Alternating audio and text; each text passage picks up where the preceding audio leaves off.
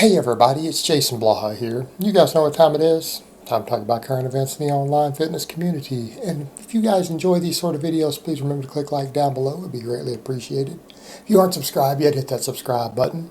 But today I'm going to cover a video that OmarIsuf did. And it was about the secret to getting strong. And realistically, what Omar broke down more than anything else is basically just understanding whether you're novice, intermediate, or advanced. And that's really what it comes down to. That is his big secret. And I'm going to summarize what he said there, the most important key points, but as someone myself who's been through these different phases, who is an advanced lifter, who coaches lifters at different categories, writes programs, these things, a lot of this is stuff that I notice in other people. And Omar did make a good point. While I might disagree with a lot of things Omar says, a lot of the stuff in this video was actually fairly good. So one thing that people need to understand is understanding your category is not always based upon how long you've been training. People try to do it that way. They try to throw it by years, but the simple fact of the matter is, if you still haven't mastered the basics, you could still be a novice. In fact, I know guys who have been lifting for 4 or 5 years, who've even done a cycle or two of gear, who are still novice lifters. Okay? And here's an example. You're a novice lifter. If you bench 185 for reps and you squat 245 for reps, you're a novice lifter, unless you're a female. Okay? You just are.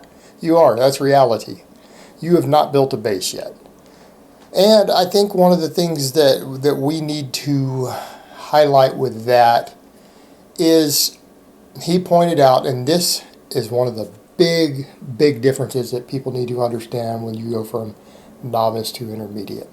Too many people out there try to train like an intermediate or an advanced lifter who are a novice. The needs of novice lifters are so different from everyone else. Novices, and I want to state this again, have to use minimalist training. You have to. Because when you're doing 37 different exercises as a novice lifter, you're going to be a novice lifter still 2 years from now. Okay, you're still going to be a novice lifter. You're going to be weak. You're probably going to be small. Or you're going to need to go on gear to get around it, because your training's not going to do it. And the main thing he pointed out is that the novice lifter has to learn proficiency. They have to learn proficiency. In other words, they need to take the basic lifts and they need to learn how to perform them correctly. They need to find their technique, find their groove. They need to learn how to be technically proficient on these exercises. And this is something that I have to do with new clients a lot of times. We go through and we have to spend a lot of time with people getting their technical proficiency. And these are people who have maybe stalled in the novice phase. And I have some clients like that who are basically late novices who stalled and stayed there for the next 1.5 or 2 years. And they can't figure out why. Well, sometimes there's technical proficiency issues that have to be sorted. And then we deal with what comes up next with the intermediate, is the fact that they just failed to put on enough size, lack of muscle mass, lack of work capacity. But the main thing with the novice lifter is learning how to perform the lifts correctly. And you're not going to learn how to perform basic lifts correctly unless you repeat the same lift over and over and over. In other words, you're not going to learn how to move your body until you've repeatedly done squatting and hip hinging. In other words, you're going to have to squat, you're going to have to deadlift, or some form of hip hinge. You're going to have to learn how to move, because that's what technical proficiency really is, right? It is learning how to move. Learning how to feel your body, move it through these movement patterns, and generate force while doing so. That's what proficiency means.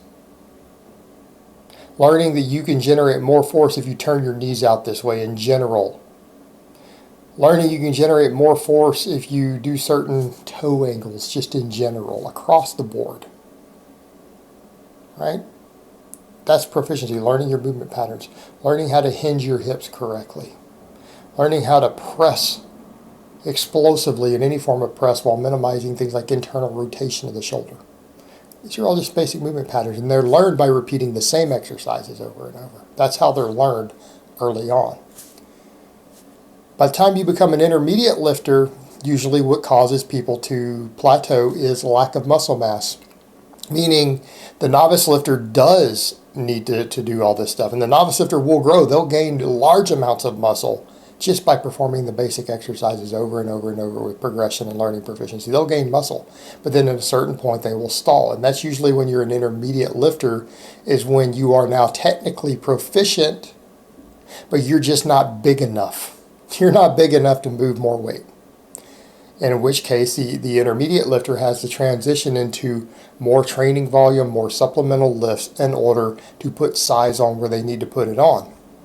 Because people forget that. A heavy squat, a heavy bench press, all those things will continue to put muscle on you. They'll make you grow if you're progressing on them. But if you're not progressing on them because you have a weak link, if you're not progressing because your quads themselves are too small, or your upper back is a weak link, or your triceps are a weak link, nothing's going to grow because you're not going to progress on even those basic lifts. If you hypertrophy those areas, whatever your weakest area is, what happens? Even that exercise will start making you grow again in other places. And we come over to work capacity. And I think Omar kind of pointed out there is a phase in there where the intermediate does do more volume on their big lifts because they need work capacity, and work capacity equals hypertrophy. But they need less focus on proficiency. Then you get over all the way to the advanced lifter. The advanced lifter is its own animal. Advanced lifters' proficiency is a non-issue. And this is where people don't understand. There are elite lifters who don't even practice the competition lifts, who compete. Say, well, why? Why do you need to practice the competition lift that you're already mastered? You can, I mean, it's not going to hurt you to do some, but it may not be a valuable use of your training resources. Because advanced lifters like me, what do we need to focus on? Learning how to use everything that we have, leverages ideally without getting hurt. Just one reason you see guys like me, you'll see the whole West Side system, things like that, built around rotating different max effort lifts all the time. We need to be strong at everything. Right, we need to just learn how to pull ourselves into any movement pattern maximally. We need to learn how to utilize the strength and the muscle that we have in such a way that we can do it at anything that we need to do, and then that translates back into our proficiency there being mastery, and then we have mastery of any movement pattern. Okay, mastery of all movement patterns is what an advanced lifter has to focus on. And being able to be brutally strong in any movement pattern, being able to utilize your full force without hurting yourself. Then we come over to the other points. Joint integrity, connective tissue integrity, keeping your workloads high without injuring those things. And that's, again, the hallmark of the advanced lifter. The advanced lifter, we're strong enough to tear ourselves apart. We could try to do endless sets of squats and deadlifts and whatever, but it would beat us up. It would beat us up. So a lot more of what you're doing at that point is you only have two more things you can do to get stronger as an advanced lifter. You can either continue to gain muscle,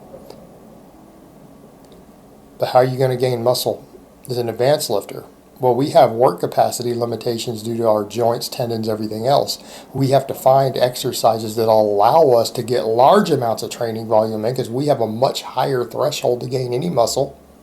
Right, our work capacity might be 3 times higher than it was in terms of total tension that we have to subject a muscle to make it grow versus when we were an intermediate. We're also strong enough to actually damage ourselves with workload. So it becomes, the name of the game becomes protecting your body while continuing to increase workload. And that workload means you can't always, so in order to do that, as Omar said, the advanced lifter may scale their actual total volume back on their classic big lifts. We don't have to practice them that much. We're already proficient. At them. The exact opposite of what the novice lifter needs. A novice lifter needs to do nothing but classic lifts. They have no proficiency, and they'll have to do thousands of reps to get proficient. At a certain point, it's like riding a bicycle. You don't forget how to ride a bike. You don't forget how to perform a barbell squat. You don't forget how to perform a deadlift. You just don't. And you do these things, and then you come over and you have to look at it in terms of, can we maximize strength at all angles? Can we master all of our movement patterns? Can we continue to gain muscle mass in the right places without injuring ourselves, without beating up our joints, without beating up our tendons? And that is the hallmark of an advanced lifter and how the advanced lifter trains. But when you look at those 3 different categories, if any of them try to train like the other ones, what happens? They just don't get any stronger, at least not at a respectable rate. So he is right. Omar's right on this particular one, that you do need to correctly identify where you're at on this continuum in order to figure out why you're not getting stronger, or to make sure that you continue to get stronger. And it really is that simple. Alright guys, well that's really all I have to say on that today. I hope it's been informative, and I will talk to you guys next time.